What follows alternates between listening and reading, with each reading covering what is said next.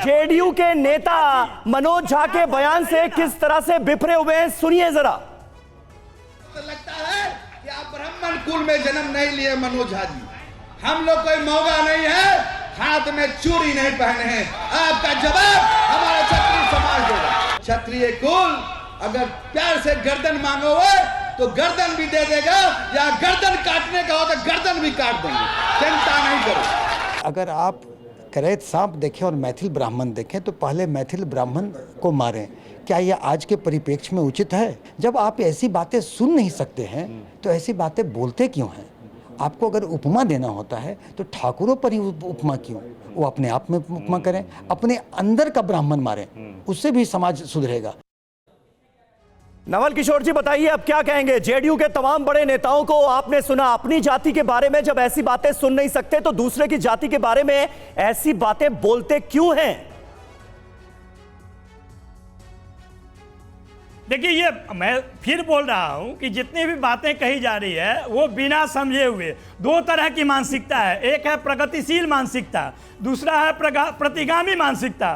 प्रतिगामी मानसिकता वाले लोग कह सकते हैं कि 2005 से लेकर भाजपा कोई भी शासन में ही नहीं आई, वहाँ के कोई भी डिप्टी चीफ मिनिस्टर नहीं थे, वहाँ के मंत्री ही नहीं थे। ये प्रतिगामी सोच है। जो ये कहे कि संविधान संगत मंडल कमीशन लागू करने से सामाजिक न्याय आया ही नहीं, ये प्रतिगामी सोच है। ये ब्राह्मण क्षत्रियों को लड़ाएंगे आप ब्राह्मण क्षत्रियों को लड़ाएंगे इस तरह से? क्या देश को बर्बाद करेंगे इस तरह से? नवल किशोर जी, नवल किशोर जी, आपके ऊपर आरोप जानते हैं क्या लग रहा है? मैं सीधे सीधे बोल देता हूँ, सुनिए नवल किशोर जी, आपके ऊपर आरोप ये लग रहा है कि ब्राह्मण नेता से बयान दिलवाया गया, एक ठाकुर नेता से रिएक्ट करवाया गया, क्योंकि आप चाहते हैं ठाकुर ब्राह्मण लड़े, हिंदू वोट बैंक जो है वो बट जाए, बीजेपी को नुकसान हो, ये मंशा है।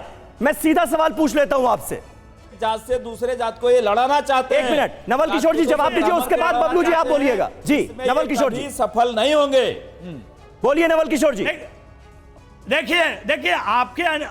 देखिए आपके अनुसार गर्दन काटने की भाषा, पटक कर मारने की भाषा, जीभ निकालने की भाषा बहुत अच्छी भाषा है ये, क्योंकि ये भाजपा के प्रयोगशाला में यही इस्तेमाल किए जाते हैं। जो व्यक्ति एक दल, मैं फिर कह रहा हूं, अरे भाई बबलू जी के बयान पर आप थोड़ी बच पाएंगे मेरे सवाल से, नहीं पहुंच पाएंगे। अरे बबलू जी कौन है भाई? बबलू जी को अगर समझ में आता कविता तो ये बोलते ही नहीं। ये तो शर्मनाक चरित्र भाजपा का है, मुखौटा भाजपा में लोग हैं। आप बताइए कि नहीं, लेकिन जवाब नहीं है। नवल किशोर जी, आप सवाल तो बार-बार देखिए आप उठा रहे हैं बीजेपी पर, लेकिन आप ही के तो सहयोगी, आप ही के तो जो सहयोगी है वहां पर हमलावर हैं, मनोज झा पर वो हमलावर हैं। मैं कह रहा हूं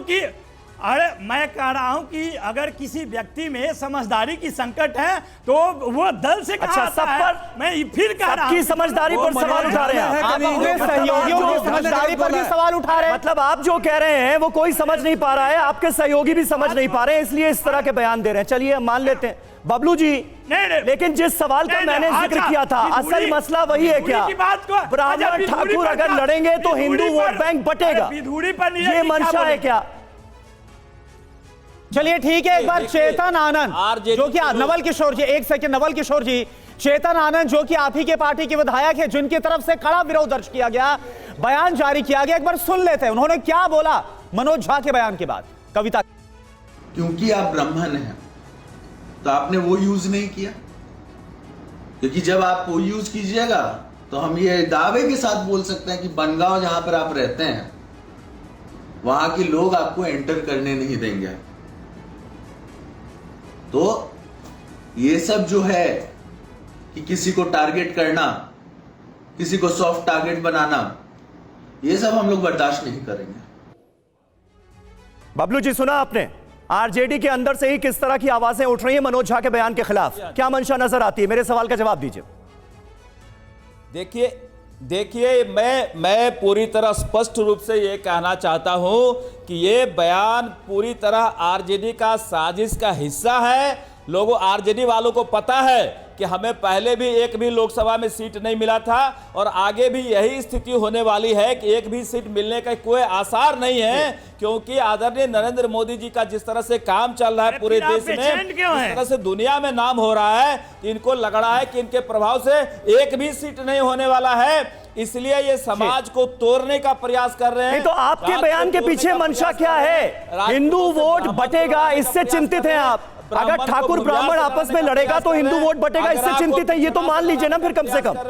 पिछड़ा को दलित से लड़ाने का प्रयास कर रहे हैं। अच्छा, ये साजिश में ये पूरी तरह नाकाम हो जाएंगे।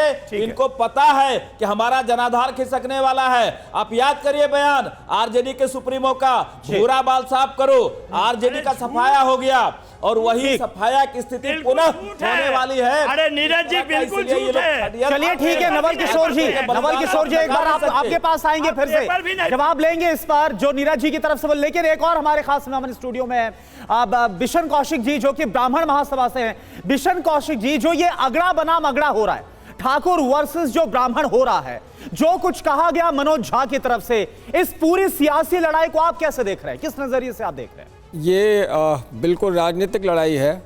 ब्राह्मण कभी भी जातिवादी नहीं रहा। सृष्टि की उत्पत्ति से लेकर के आज तक का इतिहास है, आप उठा कर देख लें।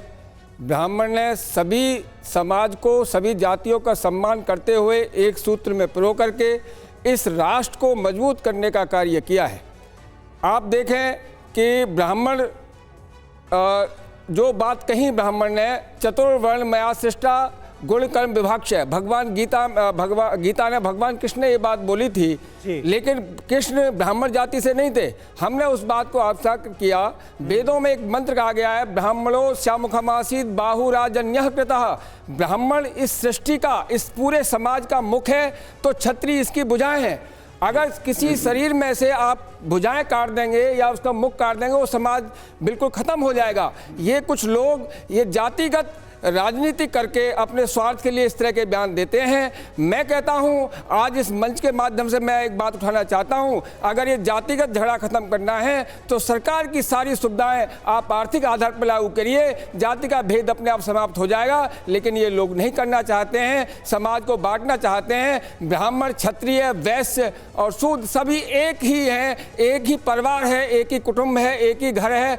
हम किसी से अलग नहीं हैं और ये सब बांटने का कार्य करें। हमें बचना है इन लोगों से।